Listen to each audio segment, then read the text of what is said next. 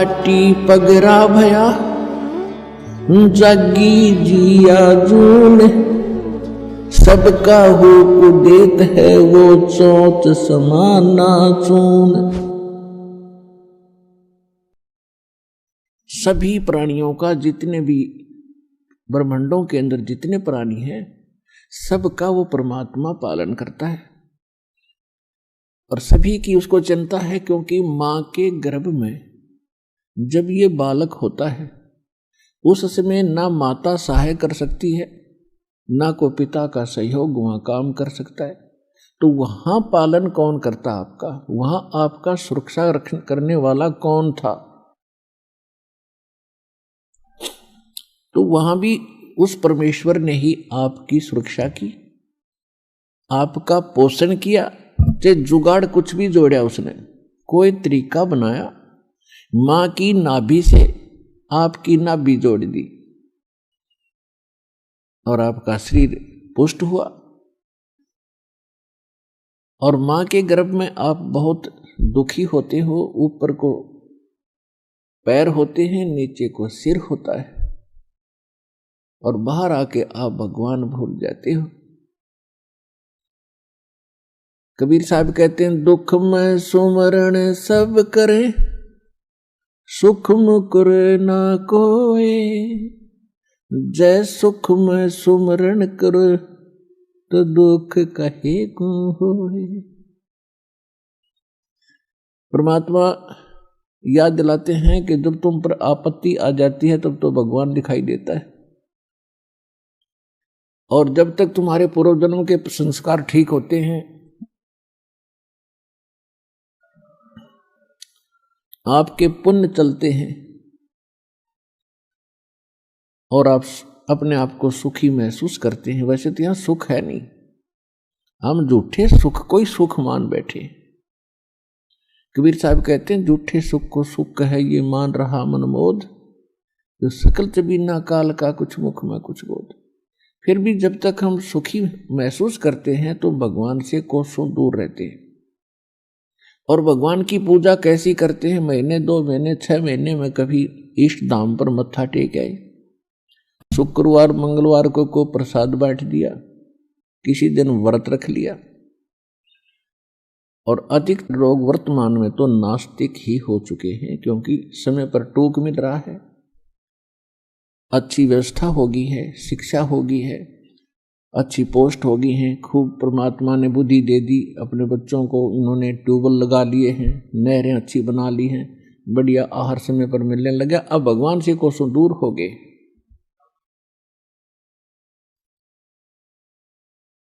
और भूल गए उन दुखों को। परमात्मा कहते हैं, इसे सुख के आग लगे जो भगवान ते दूर करे। परमात्मा कहते हैं, सुख के माथे पत्थर पड़ो जो नाम हृदय ते जावे, और बलिहारी व दुख के जो पल पल नाम रटावे।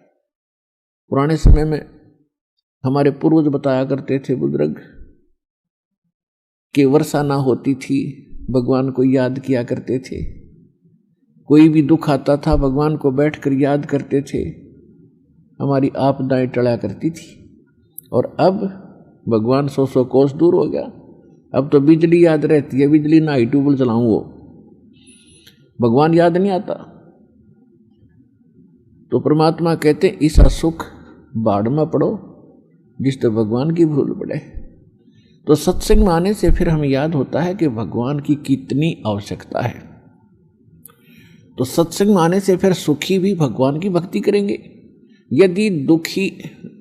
यदि दुखी व्यक्ति भक्ति करते हैं तो सुख देता है परमात्मा, उसका गुण है।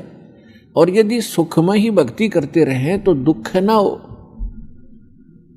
और मूल काम मनुष्य जीवन का भक्ति ही करना था, वो हम भूल चुके थे। तो इसका ज्ञान संत और परमात्मा ही दिलाते हैं, सतगुरु दिलाते हैं। सतगुरु का बहुत अभाव हो गया और सत्संग सुन सुन कर इंसान बहरे हो गए।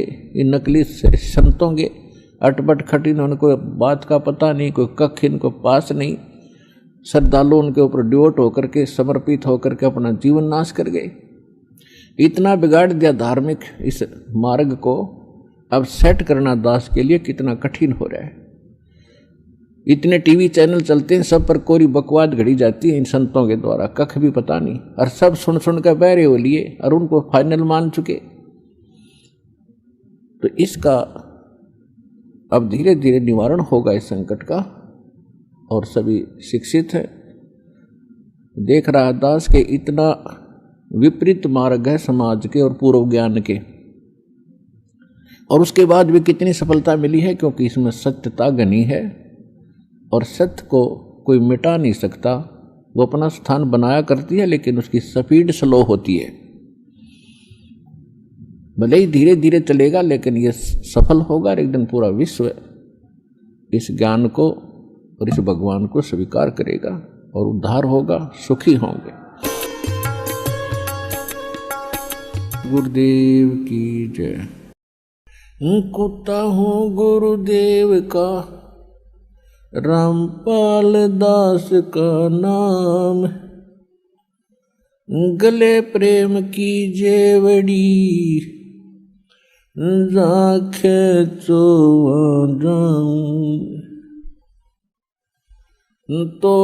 करो तो बावड़ू, दूर दूर करो तो जाऊं, जो राखो त्यों ही रहूं, जो देवो सुख। परम पिता परमात्मा पूर्ण ब्रह्म सर्व सृष्टि रचनहार कबीर परमेश्वर जी अपनी प्यारी आत्माओं को यथार्थ ज्ञान देने के लिए वे स्वयं ही आते हैं, अपने सतलोक से चलकर आते हैं, और वो गुरु की भूमिका निभाते हैं। क्योंकि यदि पृथ्वी पर गुरु होते तो परमात्मा को आने की आवश्यकता नहीं थी। पृथ्वी पर गुरु नहीं थे, ये लिटिल नॉलेज वाले गुरु थे, नीम हकीम थे। इन्होंने न तो अपने सदग्रंथों को समझा, इनके पास वो साधना भी नहीं थी जिससे ये कोई अनुभव ठीक कर सके परमात्मा के विषय में। इसलिए गुरु रूप में परमात्मा स्वयं ही आते हैं, और वो अपनी महिमा भी बताने की चेष्टा करते हैं कि मैं परमात्मा हूं, लेकिन वो हमारे गले नहीं उतरती, क्योंकि हमने जो ज्ञान सुना होता है वो अज्ञान होता है। हम परमात्मा को निराकार मान बैठे होते हैं, और जिससे भी हम सुनते हैं या कोई उन ऋषि महर्षियों के अनुभव को हम पढ़ते थे, तो सभी ने अंत में एक निष्कर्ष दे रखा था कि परमात्मा तो निराकार है, उसको देखा नहीं जा सकता, केवल परमात्मा का प्रकाश ही हम देख सकते हैं। तो विद्यार्थी की इतनी अकल नहीं होती, इतनी बुद्धि काम नहीं करती कि वो टीचर के व्याख्यान पर कुछ टिप्पणी कर सके। यानी श्रोता जो होते हैं वो जिनको गुरु मान बैठे हैं और उनके द्वारा दिए गए प्रवचनों पर वो अविश्वास कभी नहीं करते, ये स्वभाव होता है। और अविश्वास करने का उनके पास कोई पैमाना भी नहीं होता जिससे वो ये कह सकें कि नहीं गुरुजी आप ऐसे नहीं, ऐसा हमने पढ़ा है। तो जिस कारण से परमात्मा ने अपने आप को एक गुरु सतगुरु के रूप में ही अधिक पेश किया। यदि गुरु होते तो वो गुरु रूप में आए परमात्मा ही होते हैं। तो यहां परमात्मा इसलिए कह रहे हैं कि गुरु गोविंद दोनों खड़े, और किसके लागू पाए, बलिहारी गुरु आपना जिन गोविंद जो मिलाए। यानी गुरु रूप में परमात्मा ही हो सकते हैं, और बाकी जो गुरु हैं वो तो अलग बात है, कोई मोटरसाइकिल चलाना सिखा देता वो उसका गुरु हो गया, कोई गाड़ी चलाना सिखा देता उसका गुरु हो गया, माताएं अपने बेटियों को रोटी पकाना सिखा दी वह उनकी गुरु होगी।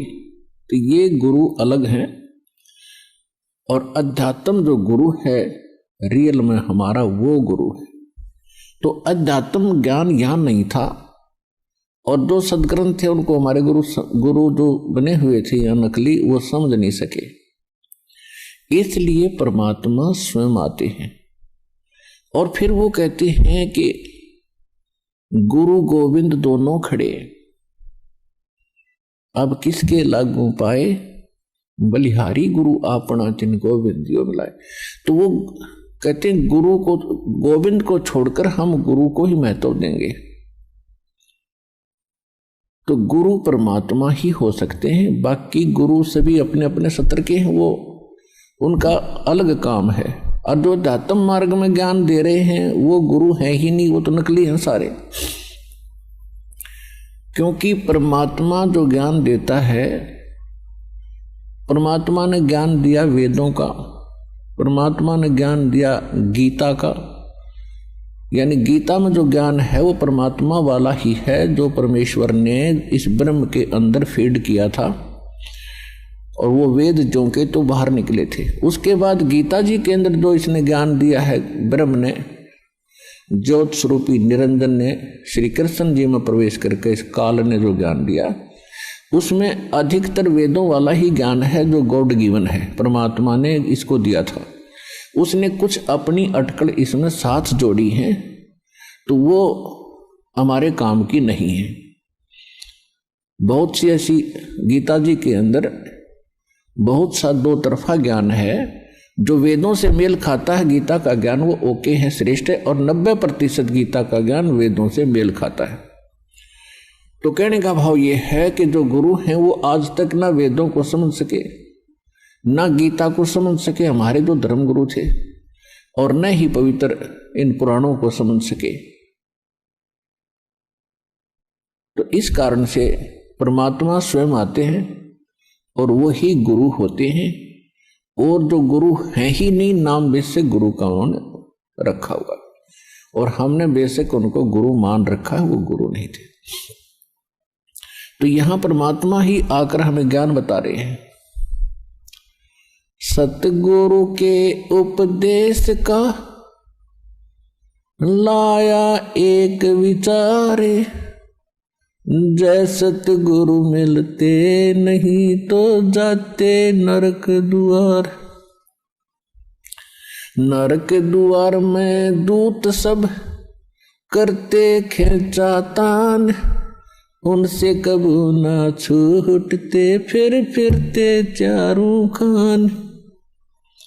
कबीर चार खानी में भरमते कबू न लगते पार, सो फेरा सब मिट गया मेरे सतगुरु के उपकार। सात समुद्र की मसी करूं, लेखनी करूं बन राय, धरती का कागज करूं, गुरु गुण लिख्यो न जाए।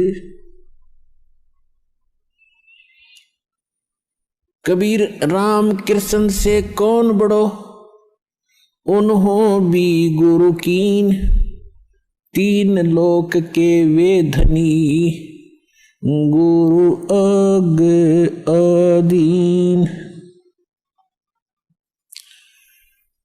परमात्मा ने अध्यात्म मार्ग के अंदर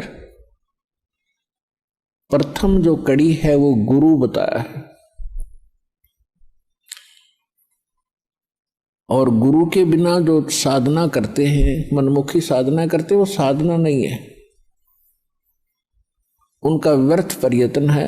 इसलिए गुरु बिन माला फेरते, गुरु बिन देते दान, गुरु बिन दोनों निष्फल हैं, से पूछो वेद पुराण। गर्भ योगेश्वर गुरु बिना, लाग्या हर की सेव, कहें कबीर बैकुंठ से वो फेर दिया सुखदेव। राजा जनक गुरु किए फिर कीनी हर की सेव। कहें कबीर बैकुंठ को चले गए सुखदेव। गुरु की महिमा बताते हुए परमात्मा कह रहे हैं कि सुखदेव नाम के ऋषि को गर्भ में ही, मां के गर्भ में ज्ञान हो गया था कि मनुष्य जीवन केवल परमात्मा प्राप्ति के लिए ही प्राप्त होता है, और हम बाहर आकर के अपने मूल उद्देश्य को भूलकर केवल सांसारिक जोड़ तोड़ में, इन कोठी बंगले के बनानों में ही अपना जीवन नष्ट करके और एक हारे हुए जुहारी की तरह हाथ मसलते हुए चले जाते। जब हम ये संसार छोड़कर चलते हैं तब हमें सब पता लग जाता है कि हमसे भारी भूल हुई। हमने वो काम तो किया ही नहीं जो मनुष्य जीवन का करना था। ये तो पक्षियों जैसे ही काम किए और उसी में सारा जीवन नष्ट करके और फूले फिरते रहे। फिर ये वहां जाके रोता है जीव धर्मराज के सामने खड़ा होकर के, जहां इसका न्याय किया जाता है, इसका हिसाब होता है। तो बहुत रोता है, बहुत पछताता है, इसको पश्चाताप करता है। फिर इसको सब बातें याद आती हैं कि जब तू मानव शरीर प्राप्त करके यहां से गया था, कितना शुक्र मनाया था भगवान का, और क्या क्या प्रॉमिस किया था भगवान, भक्ति गणी करूंगा और पेट गुजारा तो आपने ही देना है दाता। तो उस समय उसको याद आती हैं वो बातें